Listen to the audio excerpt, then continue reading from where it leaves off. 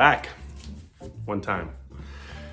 Hello all you record lovers out there, record friends. I checked before jumping on here. I haven't made a video since July 15th, 2024. It's been a while, year and a half, just over. So here I am. As if you follow me on Instagram, you saw that I did a little day trip with some friends the other day down to Rochester. So I thought it would be a good opportunity to just jump on. I do have a little bit more time right now. Jump on, share the experience, what I found. Got a bunch of questions actually based on my stories and stuff. So I know it's fun. It was fun for me. It's fun to see crates from other stores and stuff. So figured why not jump back on here. It's been hard for me to find the time, or not to find the time, to prioritize doing this with changes in my life. Quickly, I'll share a bit about that, but this is what I threw on here. Dick Grove improvisation course. So it's kind of an educational learning record here, play along recording, applied modal improvisation. This is actually one that's nice to listen to, throw on and listen to. Okay, so yeah, I've connected with a bunch of people on Instagram, so stayed in touch. Not everyone that watches here usually is, on Instagram or reaching out, but I know some of you know about what's been going on in my life. Just turn that down a bit. So yeah, obviously I've become a father since I last did this. September last year, my daughter was born. I've posted a couple photos of her. She already loves music and records, which is wonderful. She's 16 months now. And also, my father was sick, so the past 3 years battling cancer, well, not battling cancer, but going through cancer, let's say. And he recently passed away in November. So between being a new father and my father being sick, kind of didn't really feel right to be putting my time towards necessarily posting, listening, making videos. I was still listening to records, obviously trying to listen to records with my daughter, stuff like that. But yeah, life's changed. So just taking a bit of time off work right now to, for myself, to help my mom. But it did feel good to just get away with some friends for a day and go through some crates. I definitely went to record stores last year, less than I have in any other year in recent memory. Okay, so what we're here for, records. I'll share the Rochester trip, and I do have a pile of records from, which I think I posted on Instagram, but that I picked up in the past, month or so, or maybe a bit more. Okay, so Rochester, we pulled this off. I live in Montreal. Rochester is about 5-hour drive. So I got up around, I'll give you the whole kind of rundown. Got up at 4:30, left my house at 4:45, picked up some friends at 5 a.m., drove to another friend's house, hit the road around 5:30 from there. So yeah, there's a lot of driving in a day. Thankfully, we have a friend who loves driving, doing this. He did all the driving. But anyway, so we hit the road. Record Archive opened at 10. We got there around 10:45, so not bad. Record Archive was the first stop. There was a record that I had seen on their Discogs that I was interested in, so I was excited to check that out. I did decide to bring some trade with me just to kind of soften the blow a little bit. I brought, I think, like 15 records just to see what I could get for them. So yeah, and Record Archive, my friends had all been before to Rochester. It was first time for me. I'd seen, based on the Instagram and seeing like their feedback from before, I was excited, and seeing what they had on Discogs as well. Really kind people at Record Archive, honestly. Like it's a big store, very big. They have a bunch of other stuff, lots of CDs, merch. They have like a concert area and bar.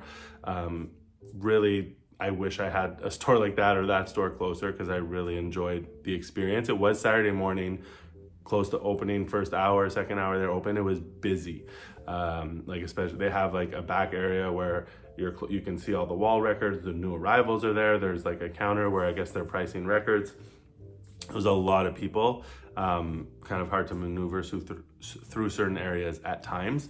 One criticism I would say is the wall. My friends and I all agreed it's like hard to see the records, and not all of them necessarily needed to be maybe like up on the wall, but they're all like kind of push pinned to the wall. and like high up, and you can't get to them. You have to ask, they take the ladder, they get to them, but it's even kind of hard to see what's up there. I mean, you can see, but it's hard to process in an easy way because there's a lot of them and they're like many rows high and it goes pretty high up. That's the only thing. Somehow maybe it could have been spread differently, or maybe like a Creative Rare Records as well that are maybe not the higher end stuff, but like a $50 record doesn't necessarily need to be super high up. So yeah, what the bins themselves, like the jazz, I didn't have time to do it all. We were all kind of overstimulated. The music was loud. You're trying to check out, records by listening to it. They did have a listening station. We were able to check a few things. Mark, the guy working behind the counter, was really nice, who I was asked about finding the record on Discogs. He also like handed us a bunch of other records. He's like, oh, I just priced these up.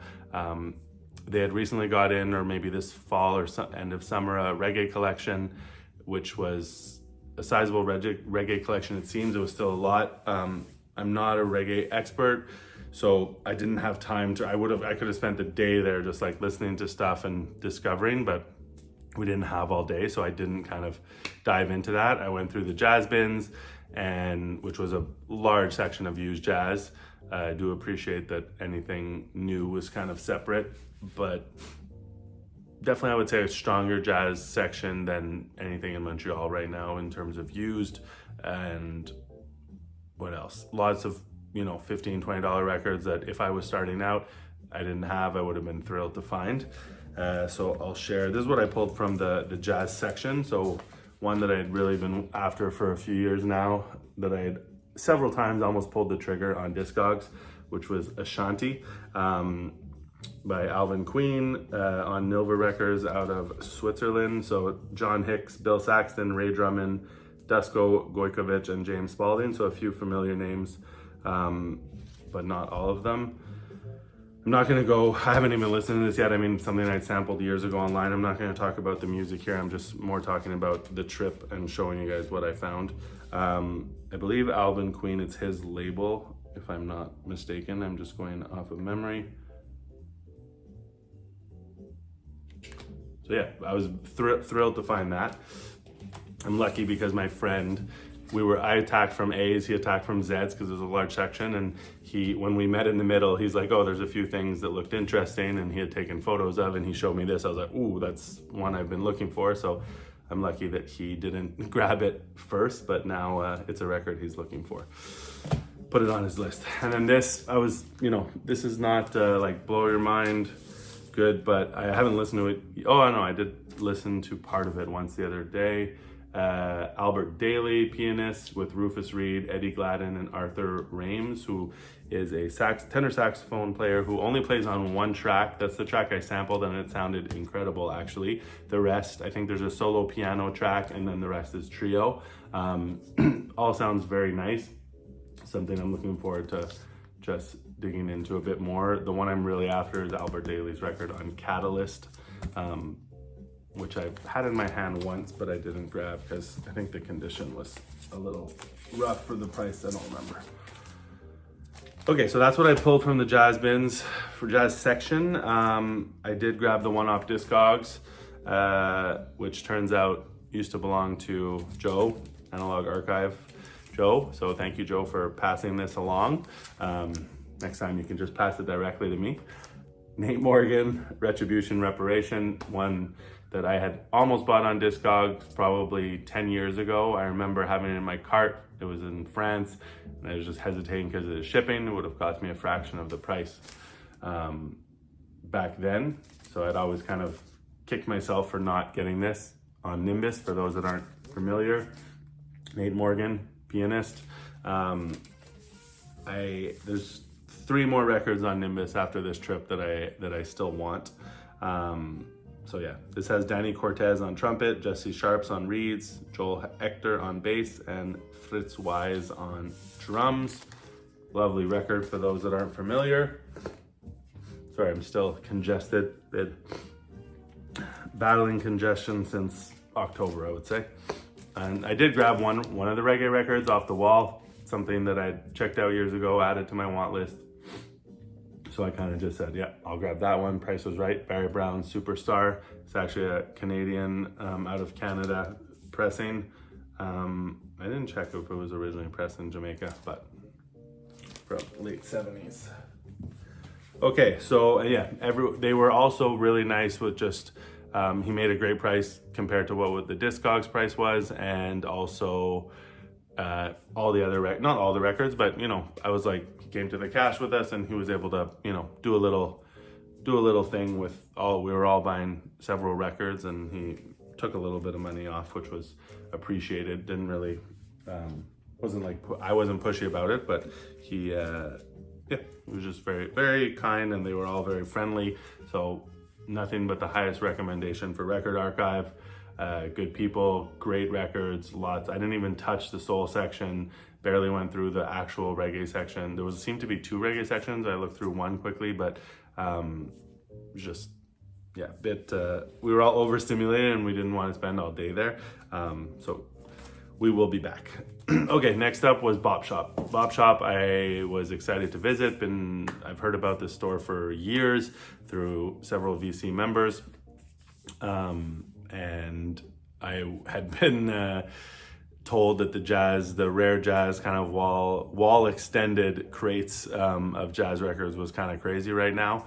So I was going in knowing that I would be also overstimulated seeing all those records. So Bop Shop lived up to its name, honestly.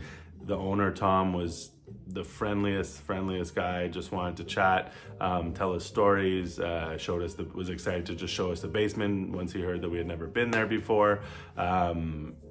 Really had a nice time. It's a really very different vibe than Record Archive, much kind of calmer, really well organized shop. He was blasting some blues on 78 at an extremely loud volume, which also made it very overstimulating, but nothing but good things to say about Bop Shop. So the jazz section also was very, very good. I could have grabbed several more things, but there was a few, you know, a couple that I wish I had grabbed maybe, but I was spending enough, so I felt it was good. So there's one that I knew they had on Discogs, and it was way out of my price range, and but I was just curious to see it. Never seen the record before. I'll share what it is. And I told him, I'm like, there's a record on Discogs, but you know, it's just like, it's way out of my price range, but I'm curious, you know, if it's easy to find. He's like, yeah, we'll pull it out for you. So we're chatting. I had brought some trade there as well. I ended up trading a few records at Record Archive, and I brought a few more to Bop Shop. He's like, oh, I'll look at the trade later. He's like, let's find that record. They couldn't find it. They didn't know where it was. I'm like, oh, you know what? Don't worry about it. It's out of my price range anyways. I was just kind of curious to see it. And he's like, no, we're gonna find it, don't worry. And they're trying to figure out where the record is.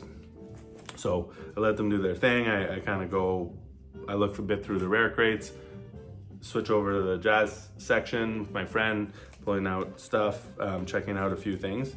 And I found a couple things in there, so they have like a little counter with crates that's like in front of the wall. Not just jazz, they have a bunch of jazz ones. I posted some of the videos. They were like kind of 2 boxes deep, and there was 1, 2, 3, probably about 5 or 6 double rows of those like rare jazz records. So a lot. I had posted a few videos, but that was like less than half of all those crazy boxes. So absolutely wild. Not to mention a jazz section that was just better than anything I've seen anywhere in terms of like clean records, curated. So yeah, quite the experience. So I had kind of been told that this might be there the day before. By chance, I brought up this record to Dave Gibson. Thank you for kind of giving me that hint. I didn't want to have the expectation, but it was there. So this is one of the Strata East. I still have a few left that I would like, but kind of felt at this point that all the ones I didn't have were out of reach, including this one. But this one was the one that was the most, of the out of reach, this was the most in reach, let's say, of the ones I don't have. And I was chatting with Dave about it, and he's like, you know what, I think there's a copy of that there. I was like, oof. Anyway, this is Billy Parker's Fourth World, Freedom of Speech, featuring Dee Dee Bridgewater, Cecil Bridgewater, Ronald Bridgewater, Cecil McBee, and Donald Smith. So on Strata East, the record is in great shape. The spine just has like, I don't know if you'll be able to see that, but it is like quite worn. There's no seam splits, but the bottom of the spine is kind of worn out. And it does have radio station stamps on the label, but what is also kind of cool, it has the promotional copy, not for sale stamp. So for me, the label's messed up, not messed up, but like with markings like this, doesn't bother me. It kind of gives it character, where it's from, but really, really pumped to find this. So anyway, how it went down is I found two kind of, higher end records in those crates. And I was like, it's kind of going to be one or the other, these two, or maybe the Discogs one, if they find it and if he's willing to come down on the price. But anyway, it worked out. I got all three. He was willing to negotiate with the trade, and then, yeah, I was happy, and I left with all three, which kind of was completely unexpected. So the other one I grabbed from those bins, which I'm very, very happy to find, because at this point also I kind of wanted this for years, felt it was out of reach, is another Nimbus record, Flight 17, Horace Tapscott, the Pan-African People's Orchestra.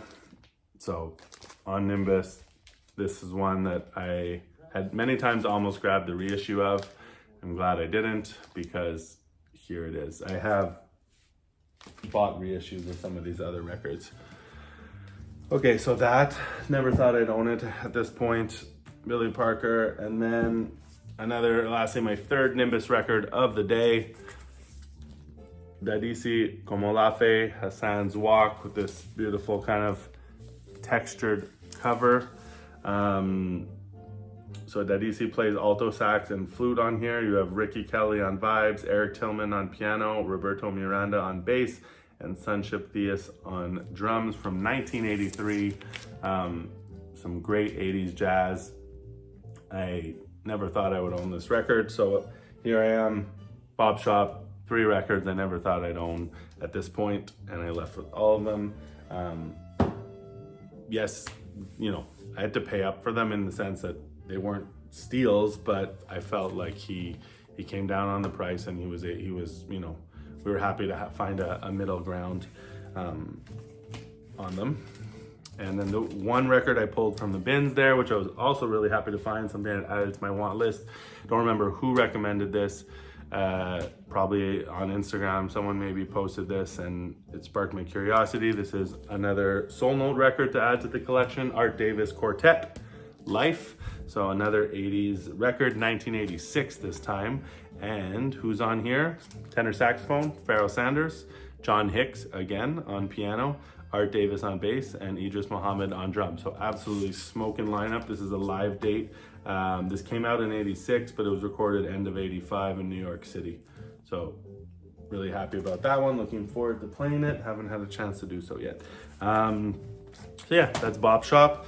Like I said, there's definitely a whole bunch of other like affordable, $15 to $30 records that I could have grabbed, but I didn't want to just keep adding to the pile. And obviously, if I was a multimillionaire, there's the crates of unlimited, beautiful, great condition records ranging from like late 50s, great hard bop records, and going into 70s like free jazz, spiritual. They just had like everything. Alice Coltrane, Pharoah Sanders, any of the records you wanted, they were almost all there. Unbelievable. Like, thankfully I have a lot of those, but there was 100 records that I could have grabbed probably that I don't have. Unreal. I grabbed this. So after Bop Shop, we went to Needle Drop Records. Just about Bop Shop, all my friends were also thrilled. Like, if you live somewhat near, definitely go for a road trip, go check them out, say hi to Tom. Highly recommended by everyone, both stores. The other 3 stores we went to, 2 of them worth stopping at because they're close by. So Needle Drop Records, which we went to after, and then Hi-Fi Lounge. We literally parked at Bop Shop and we just walked, I believe, to the other ones. They're all along the same street. And then we went to House of Guitars, which my friend had been to and knew was not, we didn't need to go there, but he wanted to show us because it was a sight to see. So Needle Drop Records, small little shop, as is Hi-Fi Lounge. No, sorry, I did not get this at Needle Drop Records. Needle Drop Records, none of us bought anything. And then this was from Hi-Fi Lounge, which actually had a few decent records, like, but very small and not an essential stop, but worth it if you're going to Bop Shop and you want to check it out. So Undisputed Truth, I had a copy of this that had a skip on it and was rough. I had actually wrapped it up at Christmas. My daughter loves that I play records and has fun with it, so we're just wrapped up a bunch of random things, and since I had a copy of this that skipped, I kind of wrapped it up and gave it to her for Christmas just as something to open. But I always had wanted a clean copy. So yeah, Undisputed Truth, Face to Face with the Truth, and this one is also it's a white label promo, which I thought is always cool. So I was the only one to buy something at Hi-Fi Lounge. No one bought anything at Needle Drop Records, but still worth the stop. And then House of Guitars is kind of I guess they fund it from the guitars, because you walk in the front and it feels like a guitar museum almost. And then you go to the back and it is an absolute mess. I've never seen anything like it. I've seen messes, but the size of it was insane. The jazz section, you could not pull a record. It was so jam-packed. There was like records sticking up because they had tried to jam them in. You could not pull out a record of the jazz section without like removing a stack, so didn't even look through it. They have like behind these like plastic, they're locked cases, like tons of cassettes, and it's like a row of cassettes with a row of cassettes in front, so you can see some of them but not what's behind. They have new CDs, like boxes and boxes of new CDs by date that they're getting in. They have RSD overstock from years ago, like I'm talking like 5 to 10 copies of the same record just stacked in boxes. And this place is like huge. I don't know how they make any money. You can't find anything there. The employees kept coming to ask us, like, what are you looking for? Can we help you? And they know that you can't find anything there. I doubt you're gonna find, there had like a small wall of records which you had to like squeeze behind a huge thing of t-shirts to then look up like this and almost, strain your neck to see. There was one, they had, I think, like an OG mono, Coltrane Love Supreme. There was a few other, jazz records. That one was $400. They had an Illadelph Half-Life by the Roots for $100. There was a few like okay records on the wall, probably a bunch of metal or stuff that I have no idea what it is, but he wanted to show us that shop just for the kind of the vibe of it, and we were in and out in probably 10 minutes.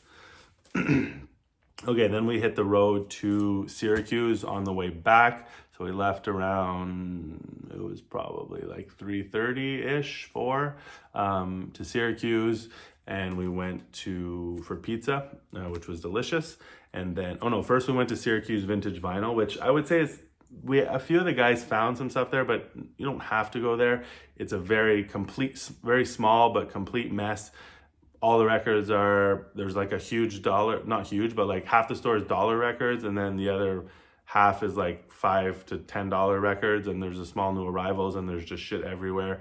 The guy anyway, it's worth a stop if you're kind of driving by or you have extra time in Syracuse, but not the record store you're going to be thrilled about going to. And then I think it's called Books and Melodies. There's a store that was closed, that we knew was closed. We wouldn't be able to hit it, but my friend says it's very good.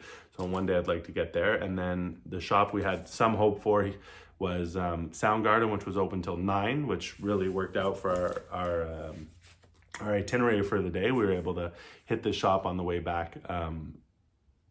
And my friend was like, don't have high expectations. Don't think you're going to find much there. And, we had already done our damage for the day, and we walk in, and first thing we just walk by the cash when you walk in, and there's a wall, and there's there's right away, my friend sees Dorothy Ashby Afro harping. There's Lee Morgan, the cooker. There's just one copy of Sonny Rollins' Saxophone Colossus. And then there was another one behind the counter I saw after. One peeled banana, one unpeeled, I think.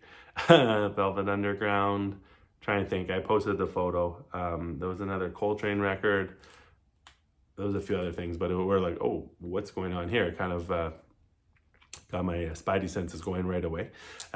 What I would say about this shop, not big. Like the jazz section was maybe like, I don't know, it's a few crates worth, not even, maybe like two crates if they were in crates. But well curated. Same thing with the soul section. The used section is very small, but decent records. So I found this is a crazy story. We get in the car, we leave Rochester, and I'm in the back seat, and I say to my friend, I'm really thrilled with the records I found. I never thought I'd own these records, all jazz records. I'm like, what I'd really like to find is a SOUL record. So the soul group sold. And I was like, thrilled, but I really would have loved to find a soul record. And we're going through he's going through the soul section, I'm going through the jazz section. They're right next to each other. And what do I pull out? Boom. SOUL, Soul, Can You Feel It? I've wanted this record for years. Both their records, I don't have either. I've never seen, except maybe back in the day at Cosmos, their other record, I'm pretty sure I might have seen. I can't remember. This is probably when I first discovered that record existed. I'm talking like probably 15 years ago almost. I've never seen one in person. And the fact that I had said that to him in the backseat of the car and then it popped up there, I was over the moon. I also found another record that I'd been on my want list for years called Children of One. I didn't buy it. I was like hesitating whether to buy it just based on, what I'd already got. And I showed it to my friend. I thought he would really like it. And he actually fell in love with it. So I was like, you know what? This is more your lane than mine. For those of you who know that record. So he was thrilled to get that. And there was a few other things like some cheaper soul records and jazz records I could have got, but I was like, you know what, I'm just gonna get this one. And the guy was very nice with the price too. I just asked, I was like, you know what, I'm from out of town, never been here before. I don't know if there's any wiggle room on some of these records like the Dorothy, like this one. And he's like, you know what, let me check it out. And he's like, yeah, I can do it for this. And we're probably gonna get them anyways, but he was able to make us a little bit of a better price in a very friendly way. So that was much appreciated. So definitely recommend Soundgarden. Syracuse, from what I understood, there's a location in Baltimore as well. And then we got back in the car, hit the road, got back home at around 1:45 a.m. after getting my car, dropping friends off.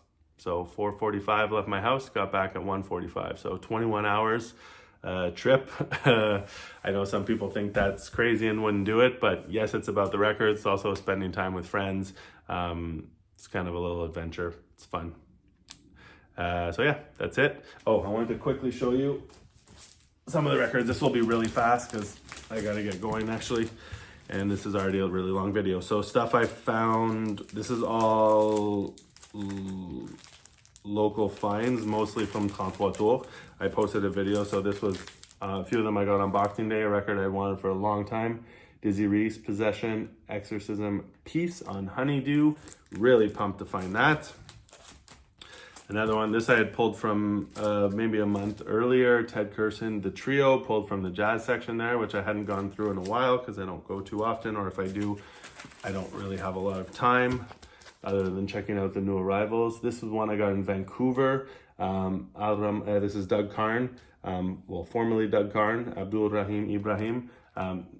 It took me a while to get into this record. It's vocals and very different, but it is a really deep, feel-good record once you get in the right mood and get on the same wavelength. This was one of the Boxing Day finds. I had seen this in the bins a few months ago and was curious and kind of forgot to check it out. Charlie Mariano, Haru no Umi. I think this is like a second cover, second pressing. I think it's East West or East West, something like that. So this is absolutely worth it for one of the sides. One side is not that interesting, and one is like crazy deep spiritual jazz from 1963. Highly recommend you check this out. I think it's like I said, the title is different. On the original, this one just from a couple years later. I think it's a Japan only release. Highly recommend it. Another one, Boxing Day, The Soul View Now, Betty Swan. This is one they had for a while that I was kind of, hesitating, knew it was there, and decided to grab with a little extra discount on Boxing Day. A nice soul record. Three Blind Mice, another Japanese. Morning Flight. This was one I had never really seen or heard of. Again, this is a different cover. I think it's the same title, but it's not the original cover. Hiroshi Fukumura Quintet featuring Shigeharu Mukai. So not something I was familiar with, but how did I get I don't know how anyway, I checked it out and I was like, you know what? This sounds excellent, which it is. This was a random pull that I found on Boxing Day, just going through their kind of rare little section. Eddie Hernandez and his orchestra, not someone I was familiar with, on Neo International, but I love checking out and discovering Latin records. So a little salsa record from the late 60s. Soul record that had been on my want list for a while. Tom Brock, Love You More and More. Japanese pressing of this. Thrilled to grab that. This I grabbed earlier in the year, Saheb Sarabib Live in Europe, Volume 1, A Blessing for Joseph Dejean. I don't really buy many free jazz records anymore. I don't listen to them as much as I used to either. I have to be really in the right headspace, but this one really piqued my interest, and I decided to grab it, and it is a really cool record. And then these two, one of these I bought at another shop, and one I traded with a friend here locally. Thank you, Medi. But I really enjoy both of these. Roy Haynes on Galaxy, both of them. Vista Light and Thank You. So definitely worth checking these out if you see them. I was aware of these records for years and had just never come across them in person. And I got both this year, which I was very happy to do. So that's it. Hope everyone's doing well. Wishing everyone the best for 2026.